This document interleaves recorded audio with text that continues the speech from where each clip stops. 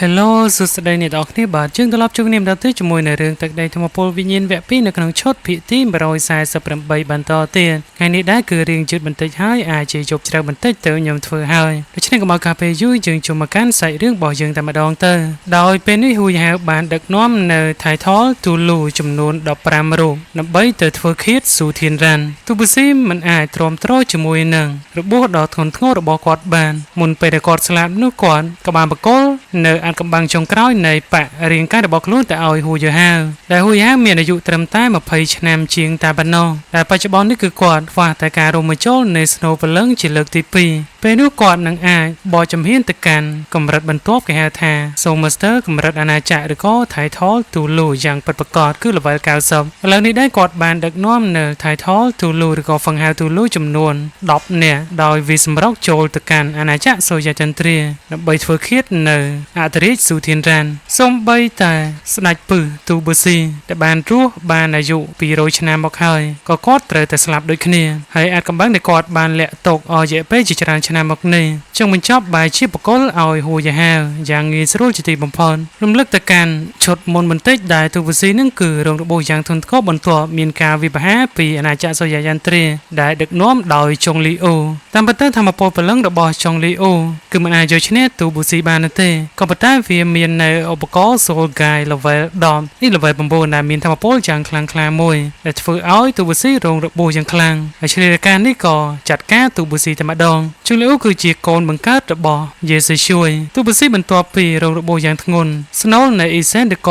ស្នូលព្រលឹងរបស់គាត់ក៏រងនឹងការខូចខាតយ៉ាងធ្ងន់ហើយពេលនេះដែរគឺគាត់អាចរស់បានត្រឹមតែប្រហែលឆ្នាំទៀតតែប៉ុណ្ណោះគឺក្រោម10ឆ្នាំលើពីនឹងទៀតការហ្វឹករបស់គាត់ក៏ធ្លាក់ចុះផងដែរអញ្ចឹងគាត់មិនមានជំរឿអ្វីផ្សេងទៀតនោះទេដែលគាត់បានសហការគ្នាជាមួយនឹងអាណាចក្រពីរផ្សេងទៀតគឺអាណាចក្រ Starlo ហើយនិងអាណាចក្រ Tuling អញ្ចឹង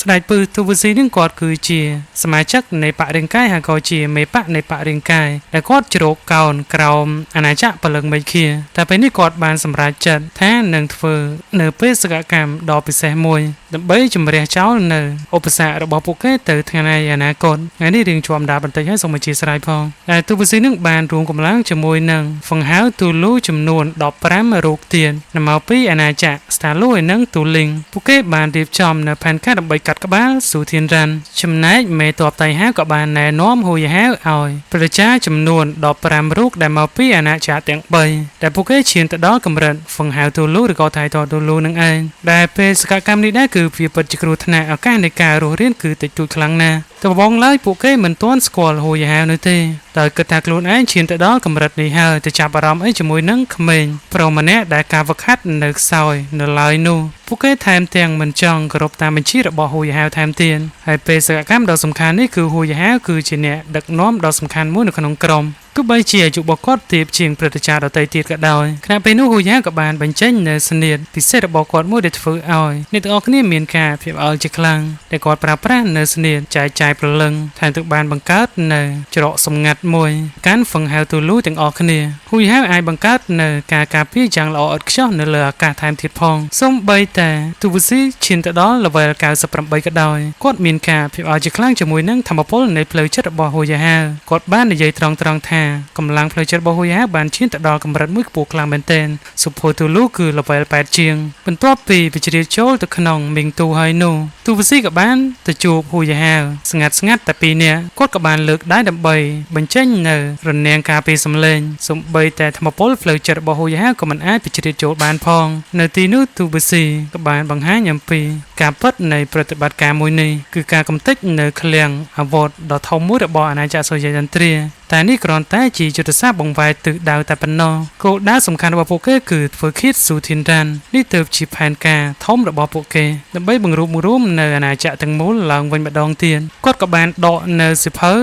នៃបរិង្កាយដែលសិភៅនោះដាក់ថាអាថ៌កំបាំងនៃរាងកាយដែលបានបន្សល់ទុកតាំងពីចំនួនមកម្លេះអស់រយៈពេល10000ឆ្នាំវាត្រូវបានប្រកល់ទៅឲ្យហួយហាវក្នុងពេលនោះសិភៅនេះដែរបានកត់ត្រានៅវិជាគុណទាំងអស់នៃបរិង្កាយរាងកាយពេញមួយប្រវត្តិសាស្ត្រទៅហើយមិនត្រឹមតែប៉ុណ្ណឹងក៏បានកត់ត្រានៅអាថ៌កំបាំងចុងក្រោយនៃព្រលឹងក្បាច់គុណដើមផងដែរទូប៊ូស៊ីបានទទួលស្គាល់ដោយត្រង់ថាបរិង្កាយជិតដល់ទីបញ្ចប់ហើយសូម្បីតែឡុងអាធានដែលជាអ្នកដែលមានទេព សលឆ្លៀសវៃជាងគេលំដាប់ឋានៈលេខ1តែពិតរឿងនេះគឺឡុងអាធៀនមានសមត្ថភាពហើយនឹងធម្មពលព្រលឹងខ្លាំងជាងហួយយ៉ាហាទៅទៀតតែអ្នកនិពន្ធមិនតម្រូវឲ្យមាននរណាខ្លាំងជាងតួអង្គឯករបស់យើងបាននោះទេជាងអាចជាត្រូវដកមួយកវត្តចោលបែបនេះតែគូសោកស្ដាយឡុងអាធៀនត្រូវបាត់បង់ជីវិតនៅក្នុងដៃរបស់អាណាចក្រសូរ្យានត្រាដើម្បីជួយសង្គ្រោះនៅព្រះនាងវេណាដែលជាគូដណ្ដឹងរបស់ខ្លួនដែលធ្វើឲ្យពេលនេះបរិយាកាយមិនមានអ្នកស្នងតំណែងបន្តទៀតនោះទេហើយបេសកកម្មរបស់គាត់ពេលនេះដែរគឺគាត់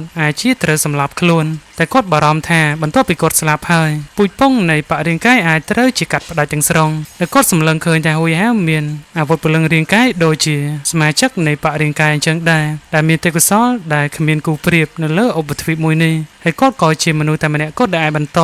នៅអាវុធពលឹងដើមនៃបរិបរបស់ខ្លួនបានអញ្ចឹងគាត់នឹងអនុញ្ញាតឲ្យហួយហាវបើកមើលនៅសិភៅនេះដោយសេរីបន្ទាប់ពីគាត់ស្លាប់ហើយគាត់ក៏សូមឲ្យហួយហាវនឹងជួយរក្សានៅអណ្ដាតភ្លើងមួយឲ្យគាត់ផងខ្ញុំមិនដឹងថានោះសំដៅទៅលើអ្វីនោះទេសូមអធិស្ឋានផងនេះក៏បញ្ជាក់ឲ្យឃើញថានេះមិនមែនជាអំណោយនោះទេតែវាគឺជាការបកគលឲ្យហួយហាវមុនពេលដែលគាត់ស្លាប់ហួយហាវក៏ទទួលយកនៅសិភៅនោះទាំងចិត្តរបស់គាត់ពោពេញទៅដោយទុក្ខព្រួយជាខ្លាំងបន្ទាប់ពីគាត់បានឮនៅការបដិញ្ញាចិត្តរបស់ទូវស៊ីគាត់ក៏ដឹងថាទូប៊ូស៊ីបានតាំងចិត្តរួចបាត់ទៅហើយដើម្បីសម្លាប់ខ្លួននៅក្នុងបេសកកម្មមួយនេះហួយហាវក៏គ្មានសិទ្ធិអ្វីដើម្បីរារាំងគាត់នោះដែរហើយណាមួយក៏គ្មានអ្នកណាដែលអាចជួយគាត់រស់បានតទៅទៀតនោះទេអាយុរបស់គាត់គឺរស់មិនផុតពី10ឆ្នាំផងហើយពួកគេក៏ដឹងទៀតថាអាណាចក្រពលឹងពេជ្រមេឃាបច្ចុប្បន្ននេះកាន់តែធ្លាក់ចុះទៅអាចជារងនឹងការបំផ្លិចបំផ្លាញនៅថ្ងៃណាមួយជាជាមិនខាននោះទេ7ថ្ងៃក្រោយការប្រារព្ធពិធី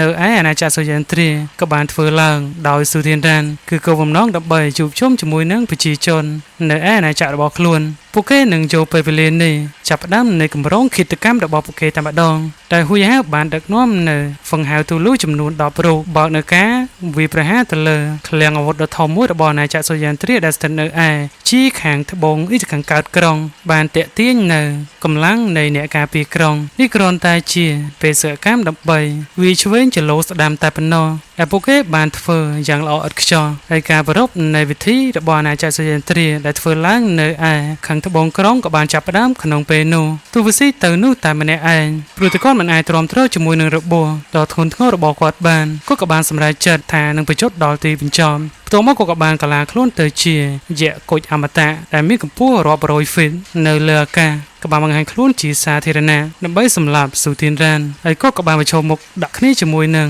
ឡុងស៊ីយ៉ាផងដែរពេលនោះគឺវាយគ្នាអស់រយៈពេលយ៉ាងយូរតែនៅតែមិនអាចសម្លាប់ទូប៊ូស៊ីបានដដែលក្រោយមកក៏ទូប៊ូស៊ីក៏បានបំផ្លាញនៅស្នូលព្រលឹងរបស់គាត់ដើម្បីបំផ្ទុះកម្លាំងនៃការបំផ្លាញស្នូលព្រលឹងរបស់កម្រិតហ្វឹងហាទូលូគឺខ្លាំងក្លាមែនទែនអាចជាធ្វើឲ្យឡុងស៊ីយ៉ារងរបួសនិងអាចសម្លាប់ស៊ូធីនរ៉ានថែមទៀតផងការហ្វឹកហាត់របស់ស៊ូធីនរ៉ានគឺមិនខ្ពស់ប្រមាណនោះទេបើសិនជាទូប៊ូស៊ីបំផ្ទុះនៅខ្លួនឯងថាពលព្រលឹងរបស់គាត់ឬក៏ស្នូលព្រលឹងរបស់គាត់នៅពេលដែលផ្ទុះឡើងគឺអាចសម្លាប់ស៊ូធីនរ៉ានបានភ្លាមអញ្ចឹងទោះបីជាគាត់ត្រូវចូលនៅរស់ក៏គាត់ត្រូវយកស៊ូធីនរ៉ានទៅជាមួយនឹងគាត់ដែរចំពោះសាច់រឿងលម្អិតអាចជារងចាំរហូតដល់ភាគក្រោយទៀតផ្លែនេះខ្ញុំគ្រាន់តែបញ្ជាក់នៃការសម្លាប់ខ្លួនរបស់ទូប៊ូស៊ីតែប៉ុណ្ណោះ